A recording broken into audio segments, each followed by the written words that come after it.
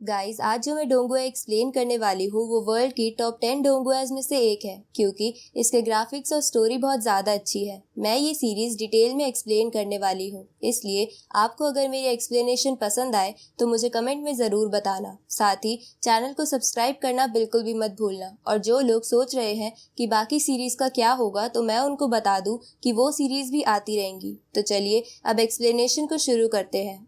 तो इस पार्ट की शुरुआत में हम एक नरेटिंग वॉइस को सुनते हैं जो हमें बताती है कि करीब 100 सालों पहले अर्थ पर आरआर नाम का वायरस फैल गया था, जिसकी वजह से करीब 2 बिलियन लोग मारे गए। साथ ही इस वायरस ने बहुत सारे एनिमल्स, बर्ड्स और इंसेक्ट्स को भी इन्फेक्ट कर दिया, जिसकी वजह से उन सबके जीन्स में चेंजेस हुए और वो सब बड़े और खतरनाक बीस्ट और मॉन्स्टर्स में बदल गए और इंसानों पर हमला करने लगे। तो उन मॉन्स्टर्स यानी म्यूटेंट से बचने के लिए इंसानों ने न्यूक्लियर बॉम्ब्स का इस्तेमाल किया, पर न्यूक्लियर बॉम्ब्स की मदद से वो मॉन्स्टर्स पूरी तरह खत्म नहीं हुए, बल्कि इसकी वजह से और भी ह्यूमंस मारे गए। तो अब अर्थ की ऐसी सिचुएशन देखकर यूनाइटेड नेशन इमरजेंसी डिक्लेयर कर दी, जिसके बाद बचे हुए लोग गवर्नमेंट के द्वारा बनाए गए प्रोटेक्टेड एरियाज में चले गए, पर वहाँ भी वो मॉन्स्टर्स आ रहे थे। तो सभी गवर्नमेंट्स ने मिलकर मिलिट्री की ट्रेनिंग और एडवांस टेक्नोलॉजी की मदद से स्पेशल लोगों की एक सेना तैयार करी, जिन्हें मार्शल प्रैक्टिशनर बुलाया जाता था, क्योंकि उनमें आरआर वायरस की वजह से स्पेशल एबिलिटी आ गई थी और